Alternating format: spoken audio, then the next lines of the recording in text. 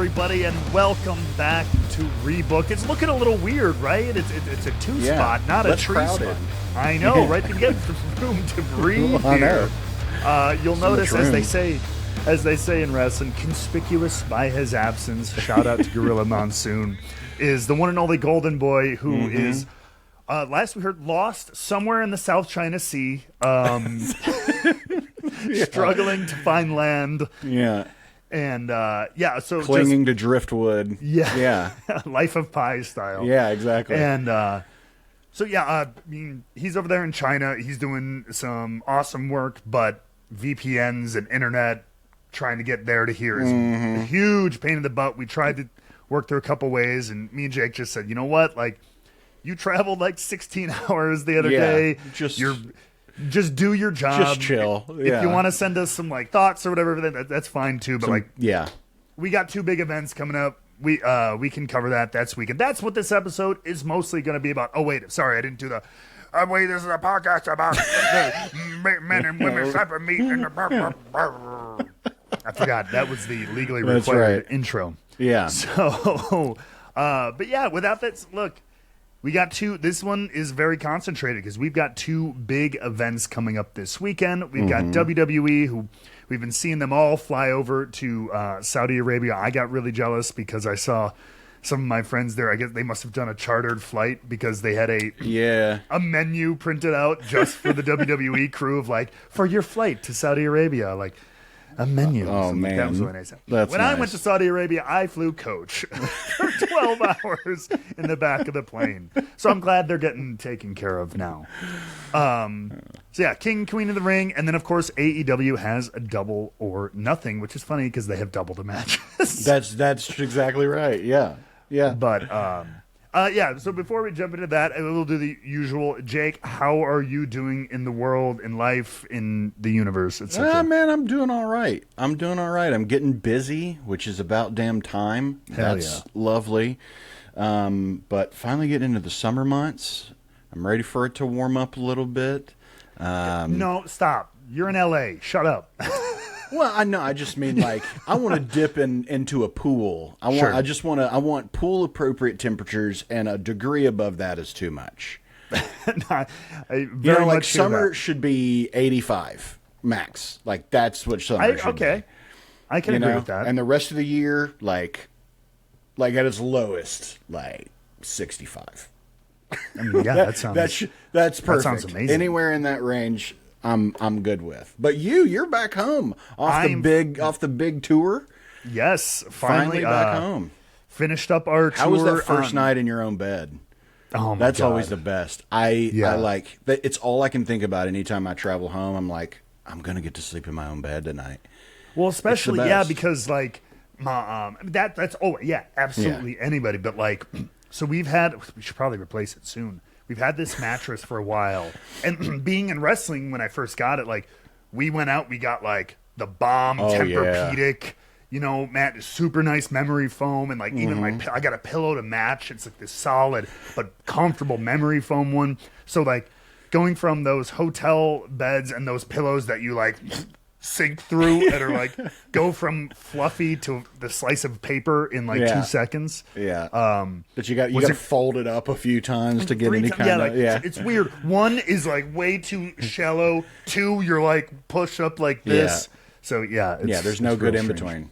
No, none. So I didn't even make it totnight. I came home because I had a 6 a.m. flight home on Monday from TNA. So it went right from the show right to TNA, then right home. I just napped. I was in bed by 11 a.m. For a couple hours because I wasn't waiting for nighttime. And you can ask my wife. Normally, as a nap person, I have this weird, I don't know, I don't like putting a blanket on when I nap because it feels too formal. Okay, I can see that. I'm not here for 8 hours. I'm here for an hour or two. I don't want to get overly comfortable, so I'm just gonna in my jeans, lay on my side in this comfy bed. But this time, it's business, pants not were pleasure. off. Yeah, blanket was on. We were ready to go. So I can't. I'm not a napper either. If I'm napping, then I'm tired. I'm exhausted because I always feel like I'm missing out on something if I'm napping. And I Yeah. never am. I No. never am. But I'm just No. like, I could be doing something with this time. Nothing useful. But yeah, that's always how I feel about naps. Yeah, it's a little strange. But with that said, we do have the two big events coming up. Let's flip a coin. What do you want to start? You want to start with King and Queen of the Ring, or do you want to roll through Double or Nothing? Dealer's choice. I mean, let's start out with AEW. Why not? Let's do it. Let's do it. So as we alluded to at the beginning, Double or Nothing, which is very kind of interesting because the other pay-per-view, King and Queen of the Ring, only have 5 matches listed. I imagine other things may come up. I suppose. I don't know. There hasn't really been any kind of build to anything, so I don't really know. Unless they're just giving a lot of time to the King and Queen of the Ring matches. Which they might, yeah. Because, 5 matches is unusually small. That's Even small, for like the lighter pay-per-views, Yes. that's not many. Yeah, it feels like you need like 1 or 2 more. Yeah. So We'll see. I don't know. Yeah. we'll get into that when we cover that. But so let's jump in. This is double the match. This is a loaded card. This is kind of, I guess, would we consider this one of the kind of big 4 if you were going to give that to AEW? I would think so. Big Yeah, for events of the AEW, year, right? yeah, I think this is one of their big ones, and there's a lot. I mean, almost every title is on the line. There's a lot going on. You've got the Anarchy and the Arena match. I mean, yeah, I think this is going to be a big event for sure. And let's just start right off with the World Trios title. We finally have actual trios, like true trios champions. Yes, combined, it's concentrated. Yes. One set of trios has any. That's the only trio title. now. Yeah. Okay. Finally. Good. Yeah. How are you feeling about that? Like, let's look at these from a like hype perspective, I guess, of like how interested you are in these matches, because now that Pac is back, I think this could be a really good match potentially. Oh, for sure. Between these two. Love to see Death Triangle reunited. That's going to be. I think this could be a really fun match. I'm gonna give it my hype meter. I'm gonna give it a 4 bangs out of 5. Is what I'm gonna give. Is that going to be our official scale? I don't know. It is for this one. No, it is. I just saw bang bang gang, but true. But I don't hate it, and we're going to officially adopt that for the rest of these matches, as we go through them. All right. But Excuse me. So this one. So I think this one intrigues me more as a RAS. Although, you know what? They've done some decent build to this. They've stayed consistent with it. It's not like they forgot about it for 2 weeks, which sometimes can happen. Death Triangle coming up, which still one of my favorite AEW entrances, actually. I think it's shot really cool. And they added in, I don't know if this is like from the most recent like reunion or if they had this before, because I've seen a couple of the entrances, like the little like fast zoom when each one of them, it was like center, then off to the right, pull back, then back over to Pac, and and then pull out. It's more dynamic. It's very very cool. I wish I were more hyped for it though, as a story. That's the only thing. It makes me sad. Like, I feel like Jay White, I'm a little hit or miss on him in this because he's so good. I've seen him do such awesome shit. He's done some here in AEW, but especially in New Japan. And this feels like, I don't know if you've seen the meme going around, but from this past week, the Who Wrote This Shit? The promo was a little rambling. Like, it was weird because like the stuff Jay was fine. It was a perfectly fine wrestling promo talking about Pac and like, you're running from us, you're ducking us. And then, but like the joke about pronouncing his name, like I don't know how to pronounce it. You've known the guy for like, right? It's just a weird joke. I get it. You're being a condescending heel, but like they did it like 3 times. Yeah. To where the audience is just like, just get on with it. And so like, it's stuff like that where they're trying to go between like the cheeky, funny, smarmy heel, and I don't think it always lands. So this one, I'm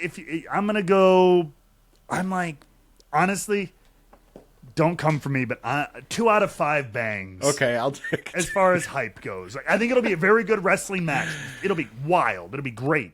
Yeah, I think that's where my interest in it lies mostly, is like thinking that it's like just these 6 guys all in a ring together. I think this could be a really good one. I assume this is going to start out the show. I don't know for sure. I'm just going in the order that I see it. I think this would be a great opener. Can be a good tone setting match for sure. But yeah, like there's a lot. There's definitely a lot to be desired from the story front, I think. Yeah, and like it's like there's nothing to me like hanging on other than like the titles, where it's like if Death Triangle win, it's like cool. Yeah. If Bang Bang Gang wins, yeah, I'm I don't know, happy I either feel way. Like, yeah, like there's not like they need this. They need to settle this score. It doesn't feel as heavy as some of the others, but right. I mean, you're going to get that on a 10-match card, I suppose. Well, then let's go to one that feels a little heavier. Orange Cassidy versus Trent Beretta. This is kind of the inverse of that other match. I do feel like they've done some more story stuff here. This could get real nasty, I think. I mean, it's just right now just a regular singles match. Yes, that's what I'm noticing. Which is interesting, because this feels like a big, I don't know. If this were WWE, this feels like you could have a Hell in a Cell type thing, or maybe you're building to that type of like big match later on. I don't know. Oh, by the way, who do you think wins the other one? The trios. I think they're still invested in Jay White. I think they're trying to get the Guns more elevated. So yeah. I think I could see it going either way. Honestly, it's one of it's the same thing where there's like okay, but Death Triangle reunited. I could see them giving him an attaboy, but I think they're still trying to elevate the Guns and Jay. So I think my gut would be they're going to keep it. I agree. I think it's going to be Bang Bang Gang. This one though, I'm a little torn because, like I said, since it's a regular singles match, and I feel like you could get more brutal. I mean, this is a blood feud. This is like, I don't know, feels more deserving of something big. That's why I feel like the end of this is going to kind of like, I don't know if there's going to be some tomfoolery or whatnot that calls, the winner into question or anything like that. I could see that happening to lead to something later. But like, since we said, this is kind of one of their big 4. I don't know. I just thought, I thought there would be something more, I don't know, more gimmicky, more dangerous, more, I don't know, worthy of this kind of big blood feud. Cause, and this is one I can kind of see either one of them going over. If it's a regular singles match, though, I think I'm gonna take Cassidy, but I think he's gonna be I think he'll be bloodied and busted open. It's gonna go outside the ring a little bit. It's gonna be another one of those AEW matches where they play hard and fast with the rules of it's a singles match. Just don't kill each other. Yeah, exactly. And the hype meter. What is your hype meter? You know what? I'm gonna say I'm gonna say 3 bangs out of 5. Okay. Because I think this could be a really good match between the two. But yeah, I want more I want that grit and vitriol to really come out in the match, and I don't know how they're gonna do that as well in just a regular singles match. But we'll see. Yeah. So you said something, so I had an answer for that, or what I thought would be a good explanation, but you make a good point. This is one of their bigger events, so it feels like this would be a place for blow-offs, not beginnings. But, right. I mean, a lot of these will be blow-offs. Maybe not everything has to be. Some feuds do start at WrestleMania, you know what I mean? Do start at SummerSlam, for example. So, it could, and so that's why, in my mind, I feel like this is the beginning. I don't know if we can get, I would like to, but I don't know if we can get all the way to all in for a big. But this to me, especially in the middle of the show, I'm normally a conclusive finish guy, but I think this is a non-finish.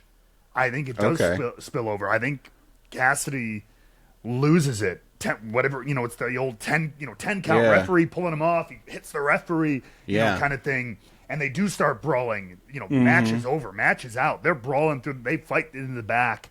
I mean, we're talking about, involved in this, one of their best friends is career might legitimately be done. Due to obviously numerous real life injuries and things like that, but they're playing it into the story as if it's because of the beatdown and the match with Trent and everything like that. Right. So that raises those stakes. So yes, this is super personal, and I think they've done a really good job building up the drama for this. I didn't love this week with Trent paid off Isaiah Cassidy to wrestle. I'm like, well, number one, they're already getting paid to wrestle. They're professional wrestlers. Right. So really, it was dumb of Isaiah to not take the money. I mean, I'm already getting paid to be here tonight. Sure. Okay, sure. I'll wrestle him harder for you, Trent. It's not like he could shoot him. Yeah, exactly. But especially just because with the Young Bucks doing that, we're paying off, Jay Lethal and all these guys to beat up these guys. We're paying off Christian to go beat up Swerve. That's their gimmick. And so to see hey, I'm gonna pay off this guy to wrestle this other guy. It was a little odd, but yeah. They did add it. So I think this one ends at a non-finish. I'll give this one. This is a 3 out of 5 bangs. 3 out of 5 oranges. Exactly for these two. Go. Yeah. So yeah, I think it could be. I would like to see this get even more nasty though. Yeah, and granted, we still, this will be coming out Friday. There's still something that could happen tonight potentially to change what the match, could be. Who knows? But as of right now, it's a 3 out of 5 for me. I think too. Well, speaking of 3, let's move on to the triple threat match for the FTW Championship. I'm conflicted. I am too. I want to hear why you are first, though. I think it's the same. We've chatted briefly about this before, I think, on other episodes, and I hate the FTW title. I do too. Yeah, and we talked about this in our AEW Championships episode, which, by the way, quick call to action, all those like and subscribe things, but we do have that on our YouTube channel on one of our bonus episodes. We rank the importance of the AEW Championships because there are so many, and this one was at the bottom when we did that. Because I feel really weird, even though, look, all these titles are made up, right? They're all fake titles. Sure. In a fake wrestling world and blah, blah, blah. Yeah. They can mean whatever you want. But there is something to be said for, your standard championships instilled by the, promotion or whatever versus the titles that people kind of just, make up and bring out with them. Like the $1 Million Man title and stuff like that, where it's it's a cool prop. Yeah. But once you start having, random people, competing their heart out for it, it's why? Yeah. Why are we having qualifying matches for an FTW title shot? It feels weird. Yeah. And I'll say this about, at first I was not really on board with what Jericho's doing, but I get it now. I get, this gimmick that he's kind of running with. And I think for him, the title works because he's just kind of playing this, I'm a legend. I'm the learning tree. Of course I would have this prestigious title that. So it makes sense for Jericho. That's actually kind of why I think he's going to retain it, because I think that we're looking at something obviously down the road with Jericho and Big Bill. I think Big Bill will probably be the one who ends up taking it off of him. But yeah, it's for the gimmick that Jericho's running with now. I get it. It does kind of make sense. But yeah, for it to be this if they kind of leaned into that aspect of not really not shitting on this title, but not holding it as this esteemed, yeah, prestigious with belt with lineage, and it's more if they do it like that, I think it'll be great. If that's kind of more the direction that we're leaning, of there are certain types of people who care about this title, and then other people want to win that title, not to have it, but just so they don't. I could get on board with that. Sure. But I'm right now I'm 2 out of 5 learning trees on this one. It's kind of I agree. It's honestly, this feels like Tony Khan just wants Shibata on the pay-per-view. Yeah. And Yeah. that's my thing. Especially with that finish where on Wednesday with them both tapping out, or with them both tapping out. God, I can't even think of who the third party was in that. But it just being a simultaneous, like, oh well, they both win, so I guess it's a triple threat now. Yeah, it feels very much like let's throw Shibata on the card. Which, unfortunately, that lowers my hype, because I think you make a really good point. Jericho, like, look, as much as everybody gives him now, like, he's been around a while, and people are giving him the please retire treatment and stuff like that. He does a great job of branding these gimmicks and characters and making something out of nothing. Like the things like the list, the best friends thing with Kevin, his all his groups, the JAS. They seem so silly on the paper. Inner Circle, but he commits to them and he gets them over. He always does. Yeah. And so this learning tree thing can and kind of very much is the same. And so if it was this. We talked about this at the beginning. The story with Hook, I don't think is bad. The idea of like he was trying to help him. He didn't. So now I'm going to kind of like mess with you. I'm going to take away your little family prop. Come get it. Come on. You think you know better? You think you're ready? Come get it. Yeah. And they puts him through trials and tribulations. But again, to have like... And the belt meaning something to Hook makes sense to me, too, since it was his dad's. Right. And it's like a family and if Jericho heirloom. is sullying this, its lineage or whatever, then that makes sense 100% why Hook wants it. Yeah. Right. Yeah, it's a family heirloom. It's a personal feud. I don't know why Katsuyori Shibata wants the FTW title or Johnny Elite or whatever he's going by. And all these random people competing in qualifying. No, just make it a personal feud fighting over your family's amulet. That's what it is from a movie, from a pirate movie, right? Yeah, 100%. Yeah, I'm with you. Two out of 5 bangs for this one.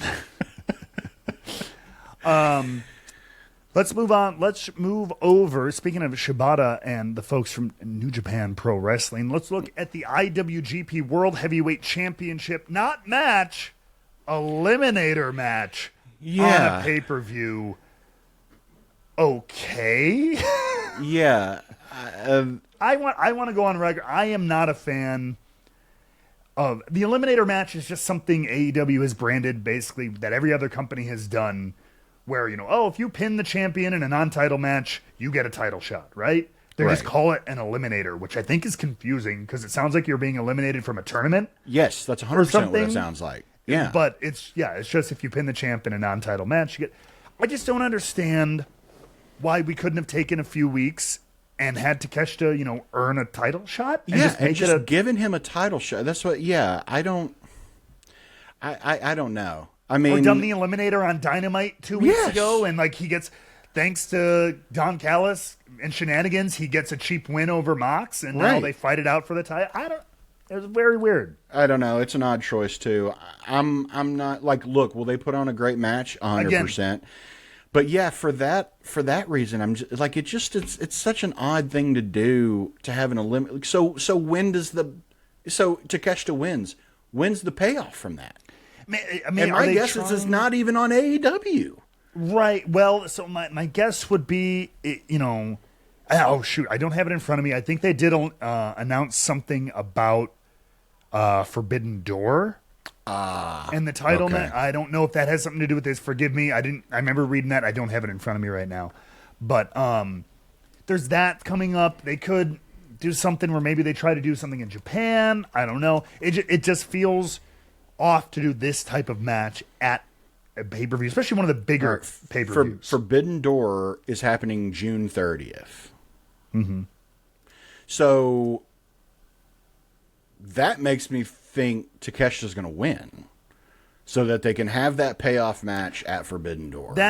So what they're doing, that's what it is. If you want to look this up, I believe they're doing the casino buy-in next week on Dynamite. Oh, okay. I think, or they're doing it maybe before the show. Maybe that's part of the show too. And the winner of that will get a title shot at Forbidden Door. Okay. At the IWGP World Heavyweight title shot. And if not, then we can edit all of this, Scan. But either way, and again, which seems to be a lot of what when we talk about AEW is like, it'll be a great match, but like going into this, I'm not super crazy invested, especially with it only being an eliminator. But I'm curious about all the New Japan stuff. I am a fan, so I'll say 2.5 out of 5 bangs for this one for me. Yeah, I think I'm gonna probably say the same as well. I just it's such an odd like. This should be on Dynamite. It should be on on. It could be a big main event of Dynamite. That's a hell of a match. For sure. It's just odd to have an eliminator match on a pay-per-view. I don't know. Yeah, especially one of your bigger pay-per-views. Yeah, a little bit.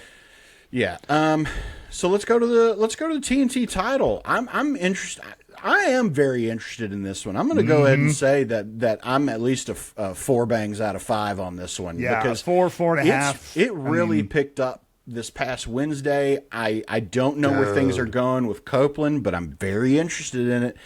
And the thing that I keep coming back to is that like this is somehow going to lead to Adam joining House of Black, which we discussed as a possibility before. Yeah. And it's a barbed wire steel cage match. I don't know. It's I'm very interested to see how they do this, because it does kind of feel like they're going that direction of like they're going to be a team, but like you don't see people just beat the shit out of each other in a barbed wire steel cage and then like go have brunch. You know what I mean? Like well, in wrestling, but you do. In wrestling you do. Yeah. So I'm interested to see how they pull that off of this of like, is this a Black's finally earned Copeland's like respect in some way, or vice versa? Because I don't know.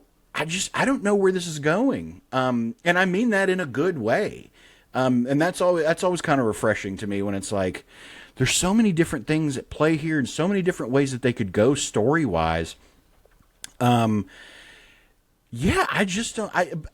But it's a situation of I don't know that I see Copeland not retaining this title. I don't know. How do you feel about this? Yeah, no, I'm with you. Like, but at the same time, like it's that I don't know where we're going, but in a good way. Mm-hmm. It's that like, where are we going with this? Obviously, again, we've talked about this a little bit, bringing out a darker side of Adam Copeland. There's a lot of theories. Some shout out to Dresden in our Discord. We've mentioned him before here, but the idea of like, I don't know if it's some weird like Inception-based thing, or like where Copeland has been the leader of House of Black. The whole time, yeah. Or maybe he didn't even know it. Maybe there's something weird deep inside his soul, and like he's the chosen one, and he didn't even know it. He's Lizan Al Gaib or whatever of the House of Black. For them, right? He doesn't even know he's the Messiah, but all this stuff that's being brought out of him, this Brood-esque style. That's the other thing. Are we going to see, maybe a Gangrel appearance? Are we going to bring Brood? I think back? His entrance is going to tell us a lot. I think good Copeland. point. Yeah, I think Copeland's entrance is going to tell us a lot. We're going to get the at fire. Double or Nothing. We might get the fire. Who knows? And him rising out of it, that'd be pretty sweet. I don't know. But this is going to be a lot of fun. These two guys are going to beat the shit out of each other. It's going to be a blast. Yep. The ring may look legitimately like it did at the end of Malachi's segment. I mean, real quick shout out. I huge credit. They did so. If you didn't see, spoiler alert, or whatever, but you've probably watched if you're watching this. Yeah. Copeland gave a bloodbath to Malachi Black in the middle of the ring after his match, and like, it wasn't just like red paint. It was like horror movie. It was like dark, almost like black, like congealed in points. Like it looked like there was pieces of flesh in there. Yes. Like it was a gnarly looking bloodbath. It wasn't just like crazy food colored Caro syrup. It looked gnarly and it was really good. Yeah. I said it in our Discord, but my one thing on the damn thing was Copeland comes on the monitor and everything and is like, speaking ominously to Malachi Black, and he does my my least favorite trope in wrestling, and so many people do it, is when people are getting like intense and evil and stuff like that. The and then back to nobody does that. No character, whatever. If you're laughing maniacally, something is triggered in you, and you just keep laughing. You're crazy. Yes. Or you get really serious. People don't just switch things like that. That is not a very that is not. What's more terrifying to me is someone who clearly enjoys the madness. Like let that madness take hold and lean into it. Don't let it go. That's funny. I mean, funny. it's just go off on that. Yeah, go off on him cackling like you little freaking rat. Like, just wait. This is what you wanted. I'm going to massacre you. Yeah, this is funny to me because you chose this. You chose it. You brought this out. Now you have to deal with the consequences. And to me, it's just funny because I'm just going to have fun doing it. Tearing you apart limb from limb. I think this is one that I'm really hyped about. I think Copeland retains. I think, I'm very much looking forward to this match. Question on this. Do you think, I mean, it's like AEW, they always just like taking things up a notch. Did we need barbed wire? Or could this have been done with just a steel cage match? I mean, we don't need barbed wire, but don't you want it a little bit? I mean, I guess with the whole blood thing. But I guess between there was the no holds barred match with Brody King and then the bloodbath. I think maybe we do need something a little bit more like nasty. I can see that. But this is the kind of match that I expected like Cassidy and Beretta to be in. Yeah, you know, right? I think we'll get there. Yeah, I'm with it. 4.5 out of 5 on the Who's Hype meter.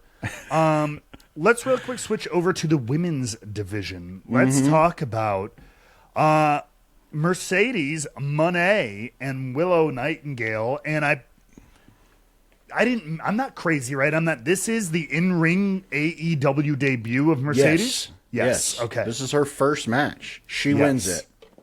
I don't know. You don't pay her all that money. Yeah. You don't bring her in. You don't have her first match be at Double or Nothing for a title. To lose it. So I don't. It just seemed like, which I hate for Willow, because she's been so good. She's been very deserving of this title win and this, but like it's such a short-lived run for her. Unless we feel like, you know what, Willow's more interesting when she chases. I can get that to a point. And if we just, we need more of a reason for Mercedes to go after the title other than she just wants it. So let's put it on Willow, who she has history with, and have it kind of be a transitional title reign in a way, which like I said, Willow's been so good, and I wish that she could have a long title run. And look, maybe it doesn't happen, but I don't see Mercedes not coming away with the TBS title on this. I mean, I think, but I feel like that could be the one where they try to swerve us, and maybe it could. I just there's. But I think you're right. And to be fair, when they brought Mercedes in, even after that first promo, I was for sure thought she was going to be big babyface, right? Yeah. But no, they've committed to working with her as the heel. And so I think maybe, I hope this isn't done here, because I think these two, they've done some pretty good work. What was it, 2 weeks ago, the contract signing, I thought was a really good segment. With them, and I think it put over Willow a lot, and like you said, she's been kicking ass, and we've gotten to see her more and more, so she gets to develop her character. And I would like to see a chase with Willow, and then maybe it's too soon. Maybe All In, she finally gets her title back. Yeah, you know what I mean, in a big way. But I think you're right. I think you bring with all this hype. It's her debut match for Mercedes. I think. I wonder, do you have... I almost don't know if you have Mercedes win clean or not. If she's leaning into the heel aspect of it, and and you have her win dirty, then that gives Willow more drive and restarts that story. I could see the story carrying on that way of like, no, you didn't win my title, you stole it. You stole it. And, Mercedes kind of feeling like, well, guess we're even on that now, aren't we? And then you have the blow off later. Yeah. Or the payoff later. I could really see something like that happening. Because I don't want what I think happens too often in title pictures is you have somebody win the thing and then when they drop it, they just disappear into the ether. Yes. And I don't want that to happen for Willow. I think she's really deserved the spot that she's in. So and maybe that's what happens. With them playing into that history, I remember I kind of wasn't sure about it when they first came in. I was like assuming people. It was a bold move to assume people knew the New Japan history between them, right. But they have played into it. They've explained it, and so that's a good point. Yeah, you stole my title. Is that the way Mercedes would feel? So I'm going to steal yours. Yeah. And then she can also be a cocky, arrogant chicken shit heel too, and because she's always touted herself as like the best women's wrestler on the planet, right? Right. So she kind of holds that, like blindly carries that banner, and Willow's like, "The fuck you are? You just, held the ropes, did whatever it is, some kind of shenanigans." Which I think could keep that feud really, really going. Yeah, all right. I could see Mercedes trying to injure Willow in the same way, and Willow may being gone for a little bit with the similar injury that Mercedes had from their first match. I don't know. I think this one, I'm interested to see where this goes. I'm interested to see Mercedes in her first match back. I will say... You know what, at first when I was talking about, I was going to say 3, but I'm going to say 4. I'm going to say 4 bangs. Okay. 4 bangs out of 5. That's kind of what I'm feeling in this, because I think this is probably the beginning of a feud. I don't think this is the end at all. Let's talk about the other women's match, the world title match. Toni Storm versus Serena Deeb. Again, I like Tony's got a chokehold on that whole division. Yeah. I don't think she drops the title here. And Serena's great. And the build up to this has been fun. It's been fine. Tony's Yeah. You know what I mean? It's been fun, The thing is, obviously, Tony, you're right, has a death grip just on attention and intrigue, that her character is such that that's just the case. Yeah. And Serena is a fantastic wrestler. I don't think she's ever been the most dynamic or engaging or magnetic personality. Right. Great, incredible history of just being one of those like nose to the grindstone, wrestlers. Mm-hmm. Again, incredible history, but like, there's no competing with that star power. It's not, and like they've tried to telling her story and getting some sympathy, but like people just love this Toni Storm character so much. I don't know who Tony's creeping to me. She's creeping into Roman Reigns territory here of like, I don't know who you have her drop the title to. Just doing her best work. Because she's so good. Yes. Yeah. And by the way, a lot of people give the like, oh my God, they just turned Toni Storm babyface now. No, absolutely you can't change her. No, because her actions are heel actions, and that it's what makes them entertaining and interesting. Yes, with that character, maybe there's a point you could do it. It's not now though. Right. Yeah. So as far as like, again, I love watching Toni Storm work, but this match is pretty. As far as my hype and investment, I'm like 1.5 out of 5. I think I'm 2. Yeah. Other alternative here. Yeah. And it's very cut and dry. Yeah, I agree. And honestly, like, we have 3 matches left here. I feel like 2 of them are cut and dry. Let's go next to the international title. Yep. Your title holder, Roderick Strong, against a man on fire right now, Will Ospreay. And Will got bloodied and had a great promo after that was posted online after. It's Will Ospreay. It's Will Ospreay. I understand Undisputed Kingdom. I don't give a shit. It's Will Ospreay. He is so nuclear hot right now, and he's so over. Like, you put the title on him. I don't see Roddy coming away with it this time. Yeah, no, I'm pretty much with you that it'll be a banger of It's a freaking going match. to be a really good match. There's going to be shenanigans. Will's somehow going to overcome it. I mean, this could be a 30-minute like just killer match. Yep. I think for that reason, there's just not much story here that I care about.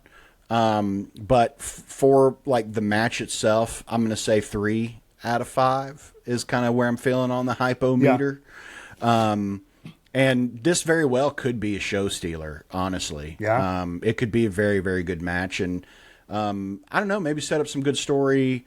You know, maybe what could be interesting is this is really where we start to see a split of Will off of the Callis family. And it becomes a thing of like, well, hey, we helped you fend off Undisputed Kingdom to win this title.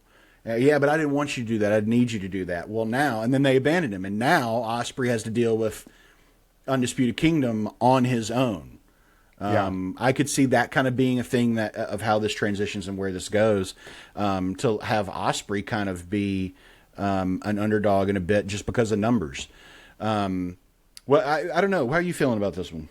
Yeah, no, I'm right lock and step with you on that one. I mean, Will Ospreay's literally part of his even before coming to AEW, he's kind of like being touted around. They call him, he's a world beater. Yeah. That's kind of his thing, right? He's going out everywhere, having these classic toppling the top names everywhere. He comes to AEW, he's doing the same thing here, just on a roll. And as I learned early on in my career, and I agree, there's so much 50-50 booking in wrestling. This guy wins a match or two, then he's got to lose one. All right, he beat that guy, so now on Dynamite he's got to lose. There's so much of that, like, sometimes you just got to go on a run. Yeah. And I think when Will Ospreay's on a run, and I think you just got to keep him rolling. We'll reach a point where you can start doing a little bit of back and forth, but the role is still there. So I think for sure we have a new champion. I think for sure whether maybe the Don Callis family gets involved against Will Ospreay's wishes. Maybe they help, like you said, at the match itself, neutralize the Undisputed Kingdom. And it is like that. And then, someone like a Will Hobbs, who I know is hurt, or Kyle Fletcher, or whoever's like, well, we helped you. Can we get a title shot? It's like, dude, I didn't want you. But fuck it, fine. And then they start getting more aggressive with him. Could be a split off there. Then there's a lot there. But I think it's pretty cut and dry. I'm with you. And yeah, I'm intrigued by the match. I'll say 2.5 out of 5 bangs. Okay. The match will be incredible, but like I think the outcome is very clear. And I think so too. I think so too. And then let's go to the other title match, because I think that's pretty cut and dry. Christian Cage going up against Swerve Strickland this is his first pay-per-view defense of the title, right? Yeah. Yes. Yeah. I mean, the guy, you crowned him as your guy. I think. Yeah, so you're going to keep riding. Establish him. Yeah, absolutely.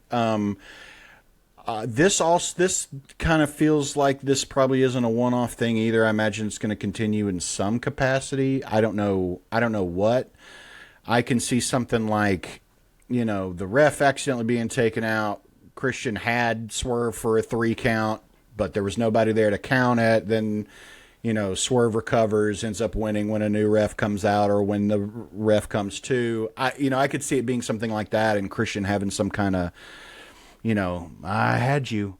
I could see something like that. Because, the patriarchy is going to get involved somehow. Oh, yeah. So I just don't know how. I think this can be a really fun match. I'm going to say 3 out of 5 for me. Because I just don't know where it goes. I don't know where it's going to go from here.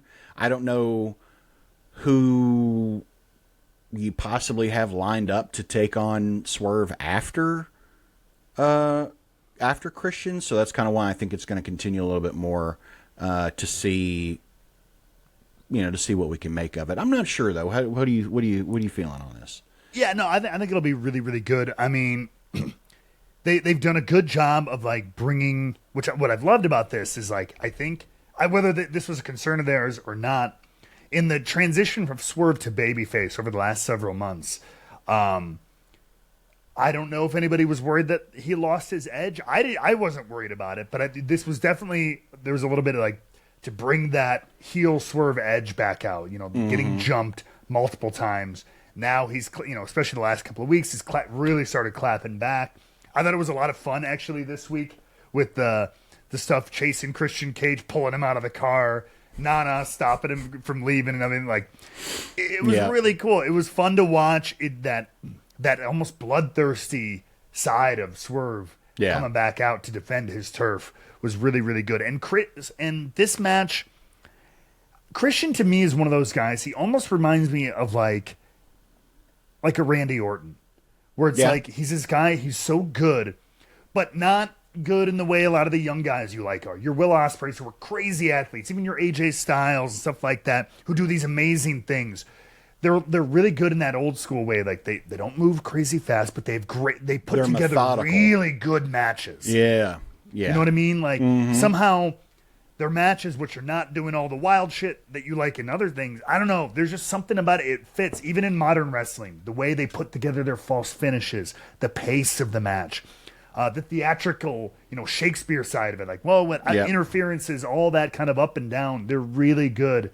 And so I feel like this will be a really good match for Swerve to go up against somebody with that kind of experience and knowledge. And I'm excited for the match. I'm going to go 3.5 out of 5 bangs. Okay. I like it. But I think the result is very clear. I think Swerve stays atop. Yeah, I think so. Which leaves us with Anarchy in the Arena. Absolute melee 4-on-4, the Elite versus Darby Danielson. Darby, who somehow is back. That's what I don't understand. I don't understand how he's like. This match is. He was supposed to climb a mountain this summer. The injury said no, and then he gets hit by a bus, which further puts him no. Yep. And but now he's like, I guess I'll just wrestle. But the doctors are like, no, you can wrestle though. That's so strange. That's like, well, are you made of adamantium? Like, what is going on? It's crazy. So Darby's nuts. So like, I truly hope that it was just like, it turned out to not be as bad as they thought. He booted up for a couple weeks and he's okay. Like I know he's also the type of guy who would say fuck it if he wasn't 100%. But like, I'm hoping they're thinking for him, and hopefully, like I said, it was just faster than usual. How you feeling about this one? You hyped? The build for this has been a little like, because we had Kingston, and it feels a little hodgepodged, a tiny bit. It feels a little hodgepodge, like it was just because I'm not totally sure. I don't really understand Danielson's involvement necessarily in this. Right. Darby makes sense. Obviously, FTR makes sense. I don't know. I mean, these are always pretty fun, and I just have a feeling that flamethrower is getting used, right? I mean, that's gonna what a prop. The man came out with a fucking flamethrower. Like, good Lord, what the hell? Now it's gonna be, he can't climb Everest next year either because he has third-degree burns over 60% of his body. Yeah, no kidding. I like, it's just, and who do you get? Like, I don't know. It's going to be bananas just because of now Darby's involvement and coming out with a goddamn flamethrower. And can we throw a little? Maybe I save this for the Rebooked 24/7 Champion of the Week. No, I have to talk about it. So there was already I've already seen people do it. There's already meme potential with Darby. People kidding me, holding the flamethrower, just like screaming like he's in a 90s action movie. In a wildly flammable jacket. Let's put that out there. A faux fur or whatever the hell it was. Whatever fire marshal approved all of that has some answer. Yeah, exactly. It's a good point. But the even better meme material of Tony Khan being the one to drop him off in an SUV, looking like the dorkiest dad with the coolest son ever. Yeah. All right. Giving him- You boys have fun. Go play with your pal. Giving him the fist bump while he walks in with a flamethrower. Like, it's so, like, I hate it / loved every moment of it because it was so. That's like that whole sequence is kind of like how I feel about the movie Boondock Saints. You know what I mean? It's this because really look at Boondock. There's people who it's greatest movie ever. Like, I was one of those people. It's a fever dream. That movie. Really, when you look at it, so much of it is so corny. And over like the gangsters are all like, I got a big suit. Look at me, I'm a gangster. Like it's like a human cartoon. So over the top, so cheesy, so like a lot of things you wouldn't have if you wanted a really good, like serious, dramatic, like crime film or something like that. But it's so much fun. Yeah. Right. So like maybe it knows what it is. So like that sequence kind of felt like we know what this is. We know this isn't some like seriously like cool moment. Like this is so corny seeing the broken down little boss who just got beat up a couple of weeks ago, dropping the kid off with the flamethrower. It was like a fever dream. Yeah, it was wild. Wrestling to me can be a lot like, a dish you get at a restaurant. The amount of cheese you put on it vastly affects my opinion of it. There is a uncanny valley, a point of no return on the cheese, and then, but then when you go past that, it's like, okay, now I think I start to get it again. That's a little where that was, where I'm like, there's a lot of cheese. There's a lot of cheese on this burger. And then it was like, well, here's some more. Here comes Tony Khan in a neck brace. You know what? I like this. A soccer mom's SUV. I mean, it just, it was tremendous. And that's the kind of shit you get in an Anarchy in the Arena match. I'm going to say my hype for it is a 3. For now, I think the Elite wins. I don't see them not. It almost feels a little cut and dry to me. Almost. I would be surprised if FTR and the gang beat the Elite. I think this takeover story keeps going, right? I mean, for sure. This reign of terror has to. We're just beginning, I think. Yeah, I think so too. Yeah, so I'm going to take the Elite in this one. I can't wait to see Okada try to do some kind of weird shit. That's what I'm excited about. We talked about him doing uppercuts in a suit. I can't wait to see Okada in an Anarchy in the Arena match because I don't know. I mean, correct me if I'm wrong. I don't know if he's ever had any kind of match like this before. He's done matches in Japan where like tables did get involved and like they fought into the crowd, but nothing like the level of like props and setups that they've done in these golf carts and chains and like glass windows. He's never done the level of like Hollywood that Western wrestling, especially AEW, has done in these types of matches. So I am very curious to see that as well.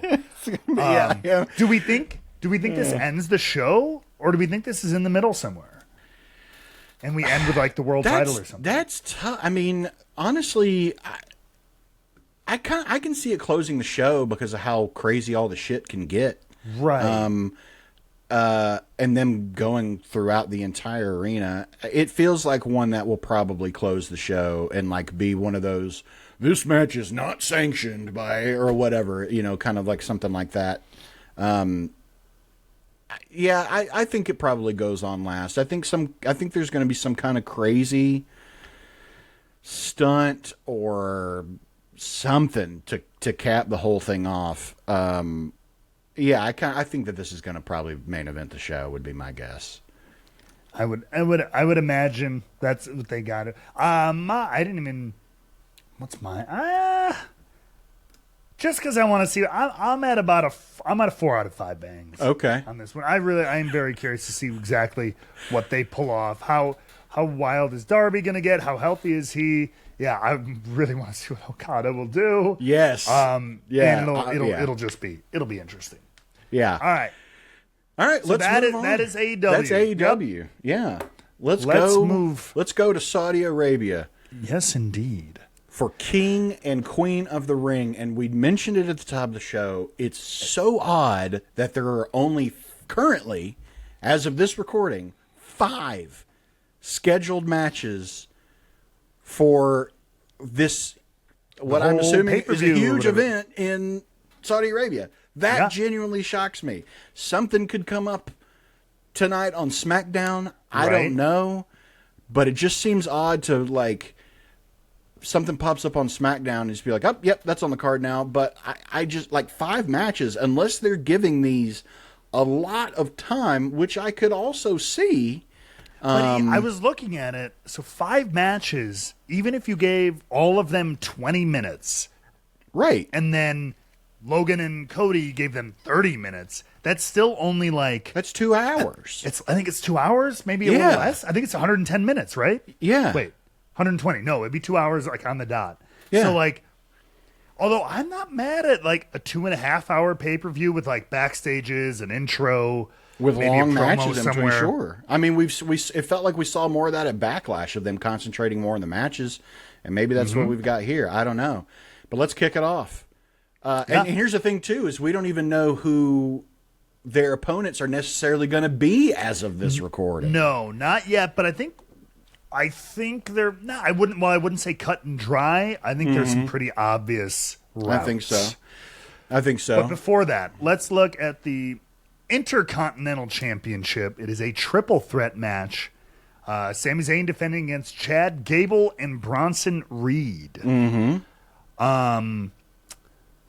This one, I mean, it'll be real good. I'm sorry, GoldenBoy, your boy ain't winning. You know, I was gonna speak up on behalf of GB today, and I was gonna take Bronson Reed because I can see Sammy and Chad being too involved with each other, too much vitriol, too much hate. They're only focused on each other, and here comes a large human to ruin your plans. Bronson Reed can walk away with it. I could see that happening with how much is going on between Sammy and Chad. I'm interested to see Otis's involvement in this, because I think we're like, I could see a fun run for Otis, which we almost had a few years ago when he won Money in the Bank, and then he lost the briefcase. Otis, I like Otis, and I'd love to see something happen for him. I could also see Chad Gable winning this, and Otis turning on him at the end after he, runs his mouth or something, and then you get Otis versus Gable. I don't know. There's so many outcomes from this that I think could be very interesting. And yeah, Bronson Reed winning them, GB, shout out. I could see being one of them. I don't know. Man, I think this will be a fun match. You may have altered my mind a little, because my thinking was like, he's been in there, but he's felt like such a side note to Sammy and Gable. And then, of course, like and the Alpha Academy, Otis and stuff like that, who we saw. I loved what they did on Monday, of the idea of course, Chad continuing to bully, and Otis finally was like, all right, I'll listen. Or whatever. And he attacks Sammy. But then immediately we also get backstage. Yeah. Sorry. He's clearly conflicted, and they're playing that up very well. Yes. So where you don't know, where does Otis stand and everything like that. You love to see that. I think this will be really good. Maybe it's not yet. I feel like this could be Gable's moment, though. It very well could be. I think we gave Sammy WrestleMania. I think we built up Gable as this heel. I think they've done a really good job. I think he wins the title here and really holds that over. And maybe even Otis helps him again, reluctantly. And then we get a little bit of Otis kind of I did help you win the title. Help you. Maybe I could have a title shot, kind of just like Sammy gave you. Because now see, here's some good fantasy booking. Is Chad wins, right? And Otis makes that point of, I helped you win this. Let me have a shot at it. Chad says no. Then, I don't know. Maybe Otis is taken under a different wing for a change, and Sammy trains Otis on how to beat Chad Gable. And turns his pupil against him in some way. Yeah. That could be something fun. That could be intriguing. Yeah. Yep. I'm gonna give this 4 out of 5 on the hype meter for me. I think this could be a really good match. I think I think it could be very good. Yeah. I personally would not take Bronson Reed, but someone must speak for GB while he's not here. Fair enough. And I'll take Bronson Reed in the to be the new IC champion. Fair enough. Another title match on the card, Becky Lynch, right smack dab in the middle of the Liv Morgan Revenge Tour. She is the next stop on said tour. What are we feeling about this one? I think yeah, I'm interested to hear what you have to say. I honestly feel like Liv could walk away from this with that championship. I think she could too. So we're in a weird spot because clearly there was obviously nobody was planning for, as you never do, but right. Rhea was, I'm sure, intended to continue to have quite a long reign. I would imagine at least through the summer. You know what I mean? And so we would have gotten to Liv Rhea, and I think obviously we will eventually. But so Becky winning it feels like it could easily be a transitional kind of thing because like she doesn't need it. Yeah. I don't think there was any intention on her having it in this time period, in this timeline anyway. So I think it's like, hey, here's an opportunity with Rhea out. We were going to get to this thing with Liv anyway. Let's make Liv this summer and put her back on top. Mm-hmm. So I think the opportunity is there, especially like I would have thought they would have maybe built to this a little bit slower and maybe SummerSlam or something like that, or maybe Germany. Yeah. But since we're here and they made this, I could see the same thing. I think they've been doing a pretty good job with building this up, doing the whole Liv Morgan Revenge Tour, even involving Becky's friend Lyra. Mm-hmm. Smacked her backstage on Raw and everything too. Mm-hmm. So I think they're really, and more hints of possible involvement with Judgment Dom Day and Judgment Day. Mm-hmm. Yeah, it does feel like, I can't believe I'm saying that Becky Lynch might have been a transitional champion, but with the injury, it made sense.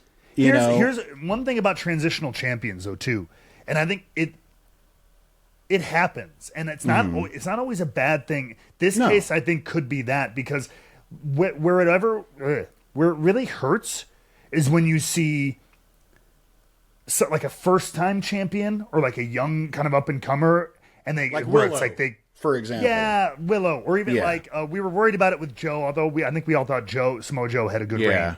Yeah. But people like that who like they win for the first time, or they're still newer. Maybe it's first or second time holding the title. It's like, all right, here's where they're going to be established, and then they just kind of transition it over to someone else. Yeah.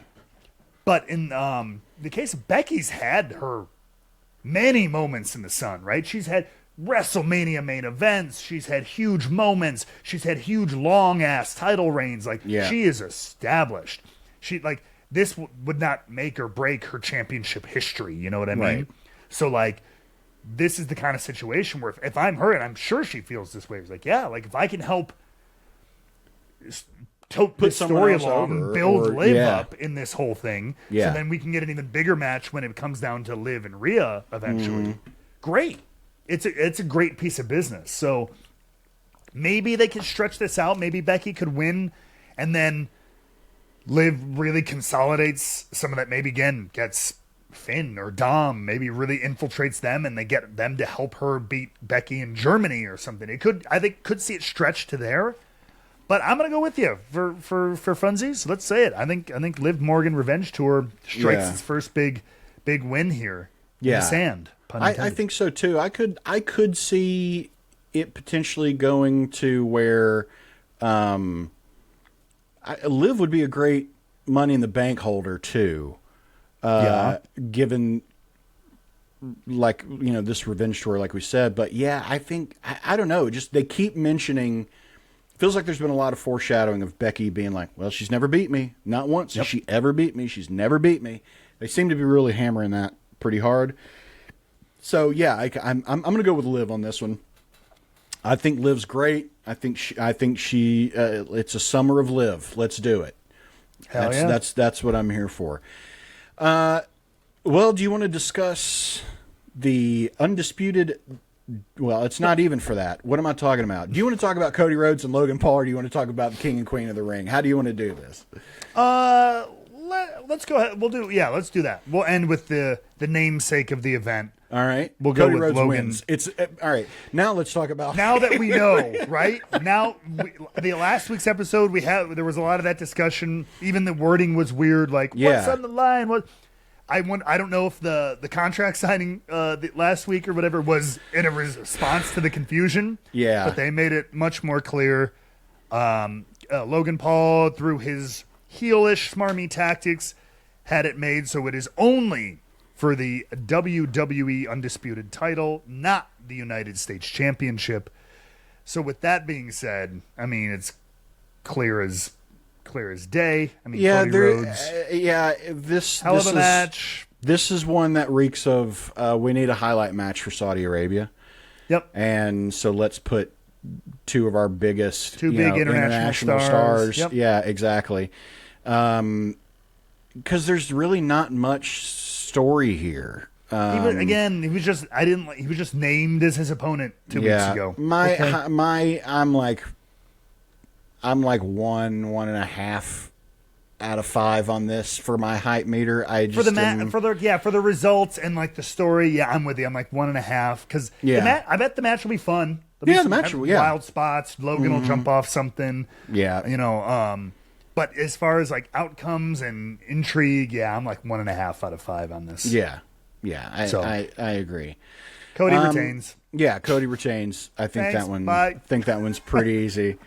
So then let's go with Queen of the Ring. Now we have 2 remaining semifinal matches on SmackDown tonight. The night this goes out on the air. Mm-hmm. So far we have Lyra Valkyria is confirmed for the finals. Yep. And the remaining match on SmackDown will be great match with Io Sky. By the way, we've said it before. The matches consistently throughout this tournament have been high quality. Yes. It's made it feel important the way these matches. Save for one, which to me was Nia and Jade Cargill. That one confuses me. Okay, you don't want to hurt Jade, but to me, that makes it feel like Nia's going to win it. If we're having her go over Jade, that's kind of where I'm leaning. I think Lyra's going to I think it's going to be a great match because Lyra's proved that she can have a great match with pretty much anybody or in any kind of style. And Nia has, to her credit, improved so much over these past few months and has done a great job. I very much see Nia Jax going over Bianca tonight on SmackDown and probably over Lyra in the finals on Saturday. But I think they've done a great job of the one thing you always want out of the King and Queen of the Ring tournaments is to highlight, as many people as you can and really highlight like a couple specific people. I thought they've made Lyra look like a star. They've made her look really good in all of this, and I'm very excited to see what comes of all this for her. And I don't know if you saw this. I saw it literally right before we started recording. Breaking news: Triple H did declare that the winners of the King and Queen of the Ring tournament will get a shot at the world champion of their brand at SummerSlam. Whoa! See, I didn't see that. That's interesting. Literally just popped up on, So whatever women's world title brand you're on, or whatever men's world title. Yeah. Oh, now see, that's interesting. Yeah. So you'd have, gosh, oh man. It would depend. So, Nia, if Nia does win, which I think. And speaking on that, like I think because the SmackDown Women's Champion is Becky Bailey, right? Oh, it's Bailey. So that you could get there, but we also still have 2 events. We have Money in the Bank and Germany. Yeah, Battle in Berlin or whatever. So things can shift, but presuming a lot of they do like to do longer championship reigns, so that's a possibility. And then moving over to the men's side, the remaining semifinals: Tama versus Orton, with Gunther already secured for the finals. Which I think called that one. But you'd convinced me. I was like, I don't know, maybe Jay is going over it. But again, another great match. That's the second one that Jay and Gunther have had. They have like really good chemistry together. Yeah. And it's really like we've definitely not seen the last of them in a feud together. They're great. But like again, this just doesn't seem like a situation that Gunther doesn't come out on top. I mean, I feel kind of like what I think is probably going to happen. I think your finals are going to be Gunther versus Randy Orton. I feel like that's probably what you're going to see again, because it's like, having that marquee matchup in Saudi Arabia. And, I can see Tama getting himself disqualified, trying to go too far with it or something like that. But I don't know. I wouldn't be mad at either way. Gunther's. I don't think he's ever fought Randy or Tama. I mean, I know he hasn't fought Tama, but I don't think he's fought Randy either. I don't think so either. Either way, I think it's going to be really, really good matches. On Saturday here. What are your thoughts on that one? So I mean something's got to. I feel like something with the bloodline will cause something to happen with Tama and not that you need to. Randy could beat Tama clean. That's not an issue. Yeah, but I feel like they'll involve something with that story, whether it's Kevin Owens or an LA Knight or something. Mm-hmm. And I hope, Gunther versus Randy is like one of those matches like that I didn't know I wanted so bad until I saw it on paper. Yes. Like I talk about how good Randy, and shout out to Randy and Carmelo. Really good match last week. Man. I thought it fantastic. Was Randy selling the leg was awesome. Mm-hmm. And the way they worked that. But I talked earlier about Randy and guys like him and Christian. Really good at like laying out matches and pacing and everything like that. Yeah. Gunther is so good at that too. Again, 2 guys who are very deliberate and like methodical and everything like that. I feel like this could just be a really good like chess match and like for sure. Yeah. Like simple things but just done circling really, each really other well. Yeah. Like, having the 2 of them. They both are good at working that like big match style. They're not too fast. They take their time. They pick their moments, pick their spots. Everything isn't flashy, but so good and so perfectly placed that it makes these matches awesome. Yeah. So I'm really looking forward to that. Randy versus Gunther would be like watching 2 Agent Smiths fight each other. It's kind of how it feels, like just so I like both steps ahead of each other, just perfectly countering each other. No one can get a hit in, and then finally things start to. I think that could be a really, really good match. I'm 4 out of 5 for that one, and I'll tell you, I'm 4 out of 5 for Lyra versus whoever she faces because she's put on such great matches lately. I'm excited to see how she goes against either Nia or Bianca. Yeah. I do think it'll be Nia, but Gunther and Randy. I mean, are we going to have the King hit on our? Is that how this one ends? Right. I think that's what we have. I think you got I think that's a clear one. I think it puts Gunther back up on top. We talked about it. It's time for him to move on to the world title picture now with the stakes on the line, title shot at SummerSlam. I think it's a perfect time. Mm-hmm. I mean, although King of the Ring is one of the few things Randy hasn't done. So if they just want to kind of throw him an attaboy, he's still doing incredible work. It's not like he's over the hill or no. He's as good now as he's ever been. Yeah. So you wouldn't hate it. Some people, some of you guys might they'll be like, man, might cry about it. Yeah, but why do we give it? Yeah, but it is a perfect launching platform for Gunther. So I have to imagine that is probably where it's going. But either way, I think we're gonna get treated to an awesome couple of matches. Like, man, I mean, if you give me like maybe one surprise match or like a promo from somebody, give me like an LA Knight promo. I don't know. Sure. But then like give all these matches like 20 plus minutes, and then whatever the main event of the show is, whether it's the because that's King the or whole Queen point of the Ring this final, event, right? Yeah, is focusing on what's in the ring, King and Queen of the Ring. Let's focus on the wrestling, and yeah, I think this could be a good show and some great like jumping off points for some stories, like with Liv and Becky, perhaps, and maybe seeing Liv go over, and then seeing what happens with that Intercontinental Championship match. This could be really good. We got some good eats this weekend as far as wrestling go between this and Double or Nothing. In a rare move, because of the time difference, you could watch both without having to like miss one. That's true. Because King of the Ring, I think, is at like 1 p.m. Eastern or something. Yes, and then I wrote it down here. King of the Ring is on Saturday at 1 p.m. Eastern and 10 a.m. Pacific on Saturday. Yep. Double or Nothing start time on Sunday, 8 p.m. Eastern, 5 p.m. Pacific. They're on different days. I thought they were on the same day. That's my bad. No. They're both on, perfect, different days. That'd be incredible if they were. But yes, that's what we got for this weekend. I think we're gonna wrap it up here. We'll talk about our 24/7 champion here in a moment. Right.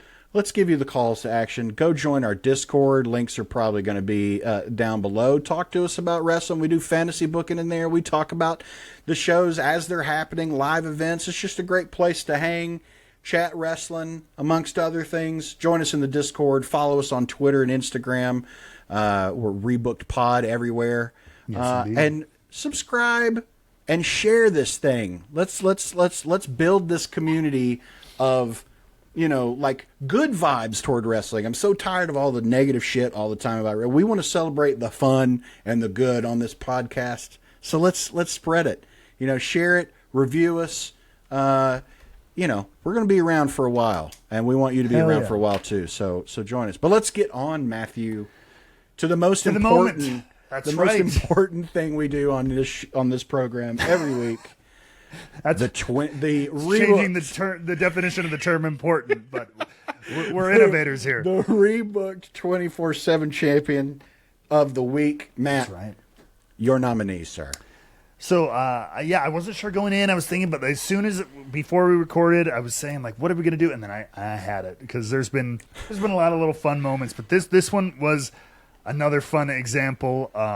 This one is a shout out to all the lonely neckbeards out in internet land, because you almost had a fun time moment. My 24/7 Rebooked champion of the week goes to the I believe it's the Deeb Dojo sign, the flag that Luther ripped down, and Miss Toni Storm did a little dance a la little striptease behind the thing, and there were a lot of 12-year-olds who got real excited out there in internet land and wrestling world. Yeah. But I just thought that was what a weird, again, just further how interesting this of Toni Storm is. It's not just, she didn't just run in and throw a shoe or like interfere, pull somebody's foot, cut a promo. What does she do as like her heel tactic?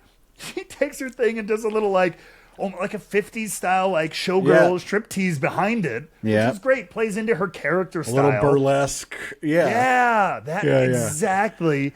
And then use that as like a heel distraction kind of thing. Like, it was so good. So shout out to the flag. Yeah. What about you, Jake? Salute the flag. For me, mine is also in AEW. My 24/7 champion of the week is the PA who was told to buy a lot of fake blood and really got too much. It was they were like, hey, can you go to like a Costco and grab some, corn syrup or whatever? And, well, how much do you need? I don't know, get a lot of it. Get like a good bit of it. And it was probably one of his first Got a days on the truck's job, worth. and he just got a pallet of that shit and came back with it and handed the company card back to Tony, and he was like, all right, well, I guess this is what we'll go with. Shout out to Guess that PA, going above and beyond, terrified to lose his job, getting just a little too much corn syrup. That's my champion of the week. I do like giving it to the flag. I do like having the flag, an inanimate object winning. What object? Inanimate.